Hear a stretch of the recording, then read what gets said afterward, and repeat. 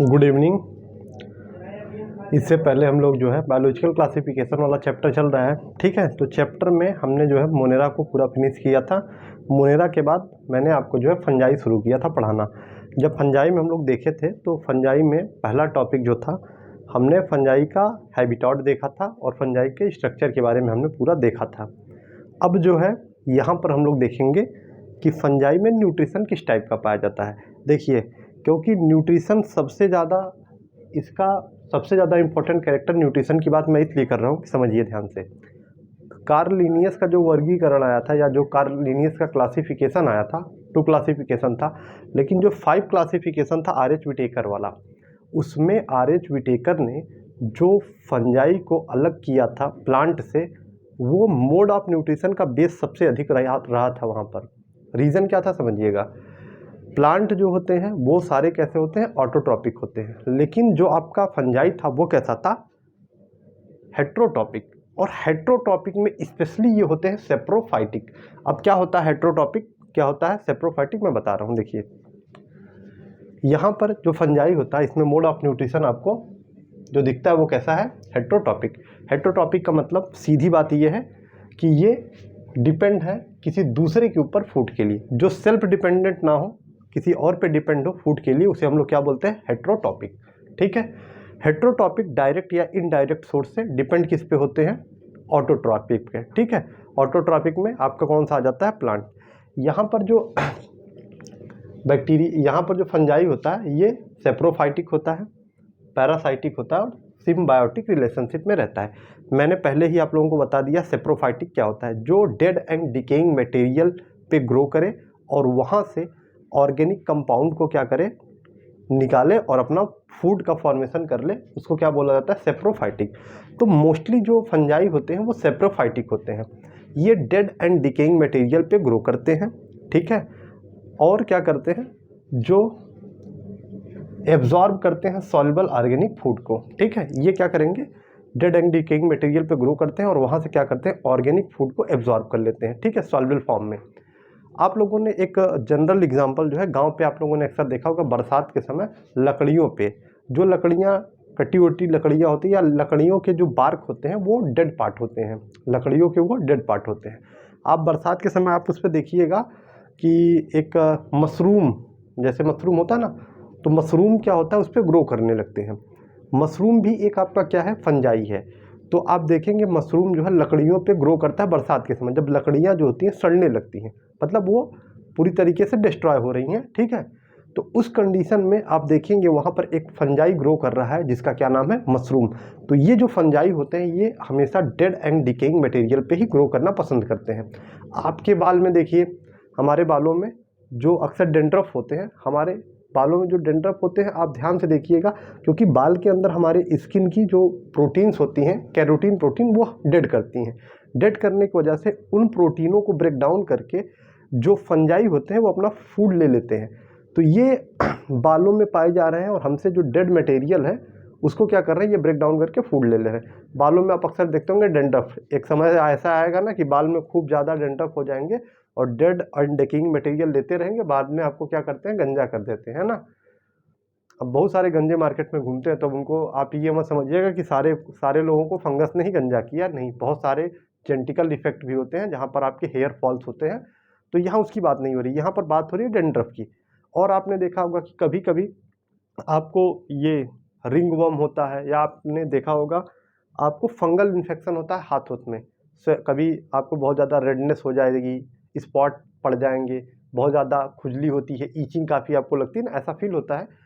उसमें कंडीशन में भी क्या होता है कि स्किन की जो प्रोटीन्स होती हैं डेड करती हैं, और डेड करने के बाद वहाँ ग्रो कौन सा करता है, वहाँ पर ग्रो आपका करता है फंजाई। ठीक है, ये तो बात हो गई आपकी सेप्रोफाइटिक। सेप्रोफाइटिक सीधी बात है, जो डेड एंड डिकेइंग मटेरियल पे ग्रो करते हैं उनको हम क्या नाम दे देंगे, सेप्रोफाइटिक। अब आएगी बात पैरासाइट की, किसकी बात आएगी, पैरासाइट की। बहुत सारे फंजाई जो होते हैं पैरासाइटिक फॉर्म में होते हैं, पैरासाइटिक फॉर्म में रहेंगे और जिस होस्ट पे रहेंगे उस होस्ट को ये क्या करते हैं, कहीं ना कहीं बहुत ज़्यादा नुकसान पहुंचाते हैं, और इनको तो फायदा हो रहा है। तो ये ज़्यादातर प्लांट और एनिमल में किस रूप में आपको दिख जाएंगे, ये दिखेंगे आपको पैरासाइट के रूप में। ठीक है, अब नेक्स्ट बात आती है सिम्बायोटिक रिलेशनशिप, इसके यहाँ से क्वेश्चन पूछता है, जो इसका सिम्बायोटिक रिलेशन होता है यहाँ से क्वेश्चन पूछता है। मैं थोड़ा सा एक बार साइड होता हूँ, पहले तो आप पूरी स्क्रीन का एक बार पूरे ब्लैक बोर्ड का स्क्रीनशॉट ले लीजिए, ठीक है, उसके बाद मैं आगे बताता हूँ। देखिए यहाँ पर जो आपके लाइकेन ये फंजाई होते हैं, फंजाई को हम लोग सिम्बायोटिक रूप में देखते हैं। दो सिम्बायोटिक रूप इसका दिखेगा, एक आपको दिखेगा लाइकेन और एक दिखेगा माइक्रोराइजा। लाइकेन क्या होता है समझिएगा, आपने पढ़ा है एल्गी, आपने किसको पढ़ा है, अभी एल्गी मैंने पढ़ाया नहीं, आप पढ़ेंगे, ठीक है। एल्गी को हम लोग प्लांट में पढ़ते हैं, यहीं पे मैं बना देता हूँ, समझिए यहाँ पर पैरासाइट के पास मैं बना रहा हूँ। जो हमारे एल्गी होते हैं उनको हम लोग पढ़ेंगे प्लांट में, जब हम लोग प्लांट किंगडम पढ़ेंगे तो वहाँ पर पढ़ेंगे हम लोग एल्गी को, ठीक है। आप समझिए ध्यान से, एल्गी एल्गी और आपका फंजाई प्लस फंजाई, एल्गी और फंजाई जो होते हैं एक रिलेशनशिप में होते हैं, मतलब एल्गी और फंजाई साथ साथ रहते हैं, ठीक है। एल्गी और फंजाई जब साथ साथ रहते हैं तो वो जो नया स्ट्रक्चर बनता है, जैसे मान लीजिए ये वाला मार्कर और ये वाला मार्कर एक साथ आ गया, अब साथ आने के बाद थोड़ा सा स्ट्रक्चर में चेंजिंग दिख रही है, ठीक है। ऐसे ही होता क्या है कि फंजाई और एल्गी एक साथ रहते हैं मिलके जब वो रहते हैं तो एक नया स्ट्रक्चर बनता है, जिसको हम लोग किस नाम से जानते हैं, लाइकेन। लाइकेन कोई अलग से ऑर्गेनिज्म नहीं है, लाइकेन इन दोनों का क्या है, इन्हीं दोनों का जब ये लोग पार्टनरशिप में आते हैं तो इसी को हम लोग क्या नाम दे देते हैं, लाइकेन। लाइकेन में क्या होता है बात समझिएगा, ये दोनों साथ क्यों रहते हैं, सबसे बड़ी बात तो ये है ना कि दोनों साथ में क्यों रहते हैं। देखिए ये बहुत ज़्यादा वाटर एब्जॉर्ब करता है, कौन, आपका फंजाई। फंजाई क्या करता है, वाटर एब्जॉर्ब करता है।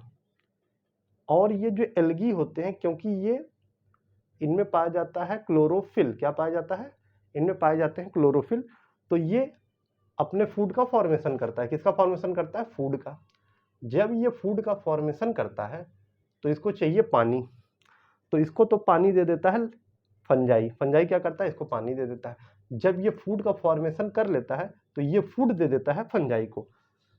फंजाई को फूड देने का काम कौन करता है, फंजाई को फूड देने का काम करता है आपके एल्गी, और फंजाई क्या करता है, एल्गी को वाटर देता है।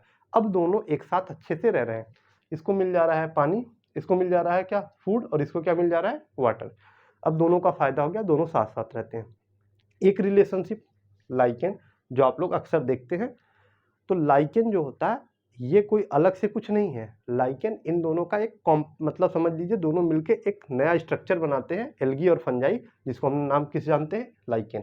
अब आती है बात माइक्रोराइजा की, किसकी बात आएगी, माइक्रोराइजा।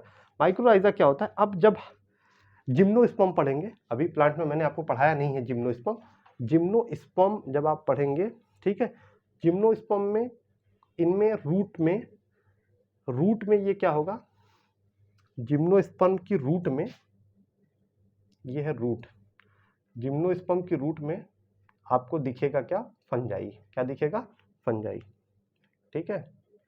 जिम्नोस्पर्म की रूट में आपको क्या दिखेगा, फंजाई। ये रिलेशनशिप में रहते हैं, ये क्या करेगा, वाटर एब्जॉर्ब करके किसको दे देगा, रूट को, और रूट क्या करेगी, इसको फूड का फॉर्मेशन कर देगी, इसको फूड दे देगी, और क्या दे देगी, इसको रहने के लिए घर दे देगी। तो फंजाई को क्या क्या मिल जा रहा है, देखिए रूट को क्या मिल गया और फंजाई को क्या मिला, समझिएगा। फंजाई को मिल जा रहा है आपके, ये जो फंजाई है इसको क्या मिल गया, रूट से फूड मिल गया, और इसने रूट को क्या दे दिया, वाटर दे दिया। अब यहाँ पर भी दोनों को फायदा हो रहा है, तो आपको दो ऐसे सिम्बायोटिक रिलेशनशिप दिखेंगे फंजाई के, एक का नाम है लाइकेन और एक का नाम है माइक्रोराइजा। तो आपसे पूछेगा एग्जाम में क्वेश्चन कि माइक्रोराइजा किसका फॉर्म है, तो आप बताएंगे लाइकेन, सॉरी फंजाई, और किसका, रूट का, और रूट किसकी है, जिम्नोस्पर्म की। और एक दूसरा लाइकेन, लाइकेन में कौन कौन सिम्बियोसिस रिलेशनशिप में है, एल्गी और आपका कौन सा, एल्गी और फंजाई। ये बात जो है रही यहाँ पर फंजाई के न्यूट्रिशन की। अब हम लोग फंजाई का न्यूट्रिशन यहाँ पर हो गया है कंप्लीट, तो अगला पॉइंट हम लोग देखेंगे, जो अगला पॉइंट आपका होगा उसमें हम लोग देखेंगे रिप्रोडक्शन। क्या देखेंगे, रिप्रोडक्शन। अब क्या होता है रिप्रोडक्शन, रिप्रोडक्शन मैंने आपको बताया है, रिप्रोडक्शन के थ्रू ही अपने नंबर को इंक्रीज करते हैं ऑर्गेनिज्म, ठीक है। और रिप्रोडक्शन सबसे ज़्यादा जरूरी प्रोसेस इसलिए हो जाती है क्योंकि अपने नंबर को इंक्रीज करना और कहीं ना कहीं स्पीसीज जो प्रेजेंट टाइम में है उनका नेक्स्ट आगे आने वाले समय में या आगे आने वाले टाइम में आपको ये स्पीसीज दिखती रही, इसके लिए इनका रिप्रोडक्शन करना बहुत ज़रूरी होता है ना। जैसे मान लीजिए कि आज कोई भी ऑर्गेनिज्म रिप्रोडक्शन बंद कर देगा तो उसका कहीं ना कहीं अस्तित्व खत्म हो जाएगा, वो आपको दिखाई देना बंद हो जाएंगे, ठीक है। तो हम लोग देखते हैं रिप्रोडक्शन में रिप्रोडक्शन यहाँ पर भी 3 टाइप का पाया जाएगा। रिप्रोडक्शन कितने टाइप का पाया जाएगा? रिप्रोडक्शन पाया जाएगा 3 टाइप, ठीक है। कितने टाइप का है? 3 टाइप है। पहला है वेजिटेटिव रिप्रोडक्शन, उसके बाद आपका हो जाता है एसेक्सुअल, उसके बाद हो जाता है सेक्सुअल, ठीक है। कितने रिप्रोडक्शन आपको दिखेंगे? वेजिटेटिव, एसेक्सुअल और सेक्सुअल, मतलब इनमें तीनों टाइप का आपको रिप्रोडक्शन दिख जाएगा, ठीक है। वेजिटेटिव रिप्रोडक्शन के बारे में हम लोग थोड़ा सा समझेंगे, ठीक है। इसके पहले जो है थोड़ा सा इसको आप लोग स्क्रीनशॉट ले लीजिए, ठीक है। अब वेजिटेटिव रिप्रोडक्शन देखा जाएगा, है ना, कि वेजिटेटिव रिप्रोडक्शन एक्चुअली में होता क्या है। वेजिटेटिव समझ लीजिएगा तो फिर आपको जो है एसेक्सुअल और सेक्सुअल समझने में काफ़ी आसानी हो जाएगी, ठीक है। देखिए, वेजिटेटिव का मतलब होता है कि बॉडी के किसी पार्ट से, है ना, बॉडी के किसी पार्ट से फॉर्मेशन हो जाए किसका? नए ऑर्गेनिज्म का। तो वेजिटेटिव रिप्रोडक्शन में हम लोग 3 टाइप के रिप्रोडक्शन को मेनली देखते हैं, ठीक है। वेजिटेटिव में 3 टाइप आप मेनली देखते हैं। जो हम लोग बात कर रहे हैं किसकी? आपकी बात यहाँ हो रही है फंजाई की। इसमें सबसे पहला रिप्रोडक्शन का जो टाइप होता है उसको हम लोग कहते हैं फीजन। क्या बोलते हैं? फीजन। दूसरा हो जाता है आपका बडिंग, और थर्ड टाइप जो होता है उसको हम लोग बोलते हैं फ्रेगमेंटेशन,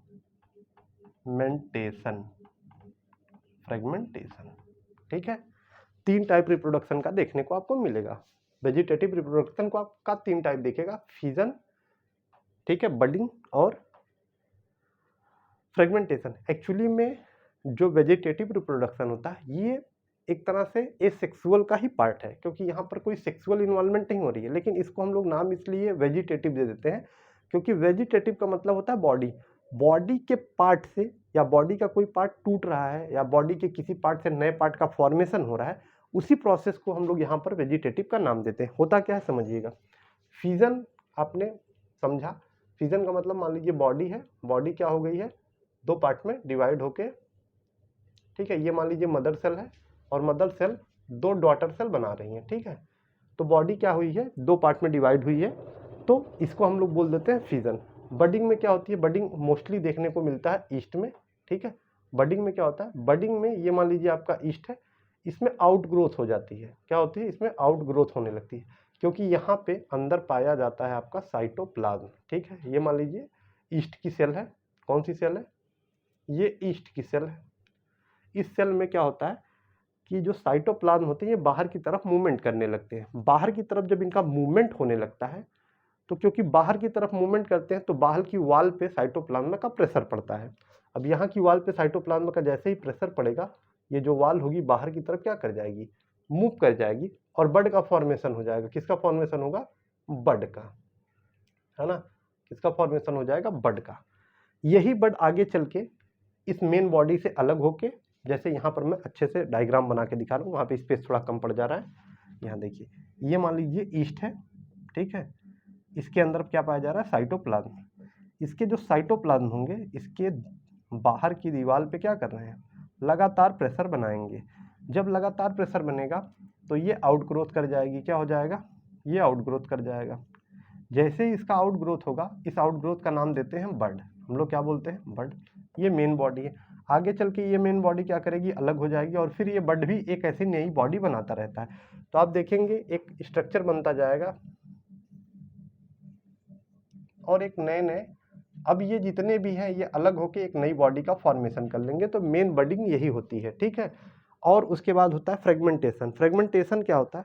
फ्रेगमेंटेशन का मतलब है कि ये इसके माइसीलियम या हाइफी क्या होते हैं, टूट के अलग होते हैं। मान लीजिए ये हाइफी है, ये टूट के अलग हुआ, 2 हाइफी में बदल गया या 3 हाइफी में टूटा, तो 3 नई जो है हाइफी बन जाती हैं। इस पार्ट को बोला जाता है फ्रेगमेंटेशन। तो वेजिटेटिव रिप्रोडक्शन आपको यहाँ पर देखने को मिलता है 3 टाइप का। फिजन, फिजन में बॉडी पार्ट में डिवाइड होती है, इक्वल पार्ट में डिवाइड होती है, ठीक है।